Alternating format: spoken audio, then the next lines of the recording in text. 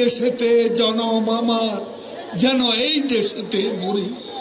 আমরা এই দেশেতে জন্মি, এই দেশেতে মরবো, পালাবো না। মাঝরাতে বিশেষ পাহারায় সীমান্ত পার হন ওবায়দুল কাদের। এমনও শোনা যায় সীমান্ত পার হতে ব্যক্তিভেদে খরচ নেওয়া হয় কোটি টাকা।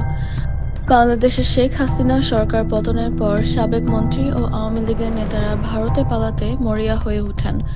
দালালদের সহায়তায় কোটি টাকা দিয়ে সীমান্ত পার হচ্ছেন তারা। এই চক্রের সদস্যরা পাসপোর্ট ছাড়াই সীমান্ত পার করতে বড় অঙ্কের টাকা নেয়। গণমাধ্যমে প্রকাশিত এক প্রতিবেদন থেকে জানা গেছে ২০ লাখ টাকার নিচে কেউ সীমান্ত পার হতে পারেনি। যারা পার হয়েছেন তাদের হুন্ডির মাধ্যমে টাকা পাঠিয়ে ভারতে থাকা খাওয়ার ব্যবস্থা করা হয়েছে। প্রকাশিত এই প্রতিবেদন সূত্রে আরও জানা গেছে ৫ই অগস্ট শেখ হাসিনার সরকার পতনের পর আওয়ামী লীগের সাধারণ সম্পাদক ওবায়দুল কাদের যশোর থেকে বেনাপোল সীমান্ত অতিক্রম করে ভারতে প্রবেশ করেন।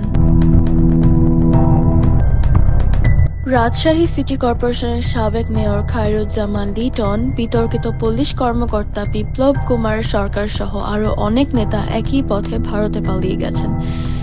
এছাড়াও সাবেক ভূমিমন্ত্রী সাইফুজ্জামান চৌধুরী ভারতে গিয়ে লন্ডনে চলে যান।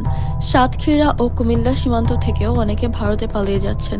কিছু স্থানীয় আওয়ামী লীগ নেতাকে পালানোর সময় জনতার হাতে আটক করা হয়।